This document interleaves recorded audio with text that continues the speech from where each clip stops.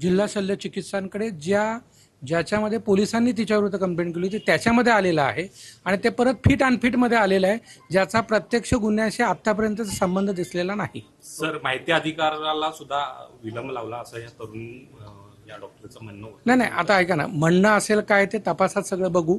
जिथपर्यंत what ever bearing म्हणजे एखाद्या अबॅटमेंट टू सुसाईडमध्ये सुसाईड करण्यासाठी ज्या काही सर्कमस्टन्सेस प्रवृत्त झाले असतील त्या सर्वांचा तपास करणं हे कर्तव्य आहे. त्याच्यामध्ये मुख्यत्व हे तिन्ही लिहिलेली नोट हे आत्ताचं आहे, कारण त्याच्या आधी अशा प्रकारचे कोणतेही इतर म्हणजे अर्ज तिने दिलेले नव्हते. त्यामुळे तिच्या सुसाईडच्या संदर्भाने सुसंगत असा तपास आमचा सुरू आहे. आरोपी फरार होत्या त्यामध्ये पोलिसांचे कुठे नाही, असं प्रायमा फेशी दिसलेलं नाही. पर्सनल की प्रोफेशनल स्ट्रेस असं दोन्हीपैकी नेमकं काय? नाही, ऐका ना, तपास ऐका माझं स्पष्ट म्हणणं आहे की एखादी सुसाईड झाल्यानंतर ती सुसाईड अबॅटमेंट टू सुसाईड तेव्हाच होते जेव्हा त्या लेवलचा छळ होईल की सुसाईडला